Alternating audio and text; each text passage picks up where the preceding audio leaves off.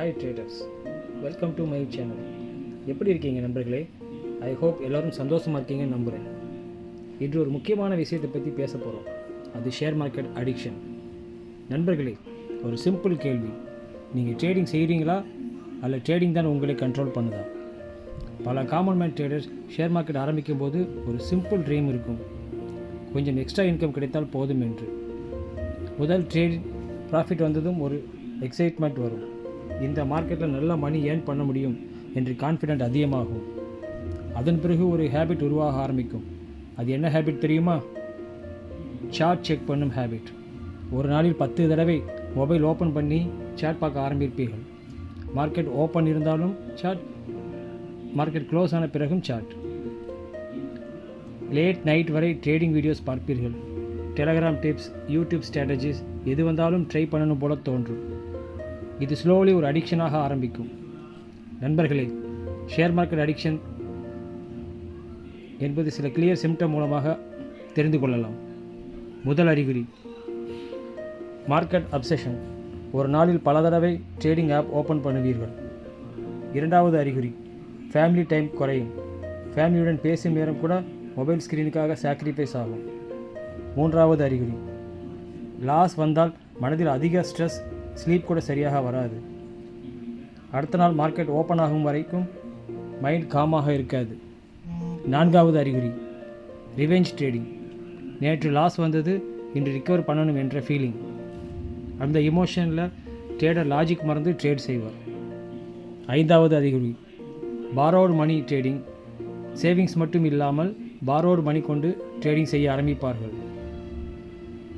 அந்த மணியில் ட்ரேடிங்க்கு அது ரிஸ்க் என்று தெரிந்திருந்தாலும் இந்த ட்ரேட் வின் ஆகும் என்று பிளைண்ட் கான்ஃபிடென்ட் இருக்கும். இதுதான் அடிக்ஷன் டேஞ்சரஸ் ஆகும் ஸ்டேஜ் ஆகும். அடிக்ஷன் வந்த ட்ரேடர் லாஜிக் வைத்து ட்ரேட் செய்ய மாட்டார், இமோஷன் வைத்து ட்ரேட் செய்வார்.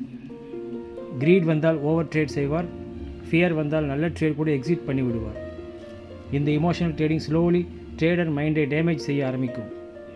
ஸ்ட்ரெஸ் அதிகமாகும், கான்ஃபிடென்ஸ் குறையும். லாஸ் மட்டும் ப்ராப்ளம் இல்லை, மென்டல் ஹெல்த் கூட பாதிக்க ஆரம்பிக்கும். பல ட்ரேடர்ஸ்க்கு ஸ்லீப்பிங் ப்ராப்ளம் வரும். மைண்டு ஃபுல்லாக மார்க்கெட்லேயே இருக்கும். ஃபேமிலி பேசினாலும் கான்சன்ட்ரேஷன் இருக்காது. அதனால் ரிலேஷன்ஷிப் கூட பாதிக்க ஆரம்பிக்கும். ஸ்லோவாக ஷேவிங்ஸ் எல்லாம் ட்ரேடிங் லாஸில் டிஸப்பியர் ஆக ஆரம்பிக்கும். அந்த மூமெண்ட்டில் தான் ட்ரேடர் ரியலைஸ் பண்ணுவார், நான் ட்ரேடிங் கண்ட்ரோல் பண்ணலை, ட்ரேடிங் தான் என்னை கண்ட்ரோல் பண்ணுது என்று. நண்பர்களே, இது ட்ரேடிங் ப்ராப்ளம் இல்லை, இது ட்ரேடிங் அடிக்ஷன் ப்ராப்ளம். ஆனால் நல்ல நியூஸ் என்ன தெரியுமா? இந்த அடிக்ஷன்லேருந்து வெளியே வர முடியும். அதற்கு சில சிம்பிள் ஸ்டெப்ஸ் ஃபாலோ செய்ய வேண்டும். ஸ்டெப் 1, ட்ரேடிங்க்கு டைம்ஸ் லிமிட் செட் பண்ணுங்கள். டெய்லி ஸ்பெசிஃபிக் டைம் மட்டும் ட்ரேடிங் செய்யுங்கள்.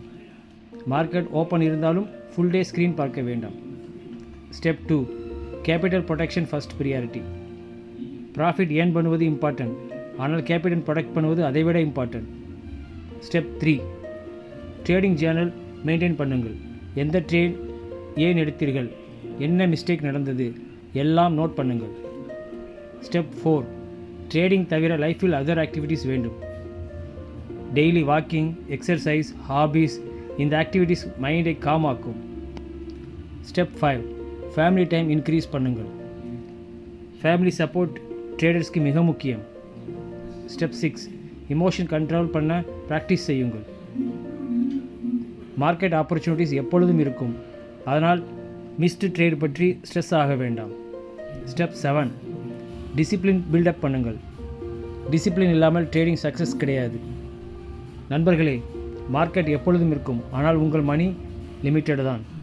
அதனால் ரிஸ்க் எடுக்கும்போது கேர்ஃபுல்லாக இருக்க வேண்டும். கடன் வாங்கிய பணம் கொண்டு ட்ரேடிங் செய்யாதீர்கள். ஃபேமிலி எக்ஸ்பென்சஸ் பணம் கொண்டு ட்ரேடிங் செய்யாதீர்கள். ட்ரேடிங் ஒரு ஸ்கில், அது பேஷன்ஸ், டிசிப்ளின், ரிஸ்க் மேனேஜ்மெண்ட் எல்லாம் தேவைப்படும். ஸ்லோவாக கன்சிஸ்டன்ட் லேர்னிங் தான் ரியல் சக்ஸஸ். மணிக்காக ஹெல்த் அல்லது ஃபேமிலி சாக்ரிஃபைஸ் செய்யாதீர்கள்.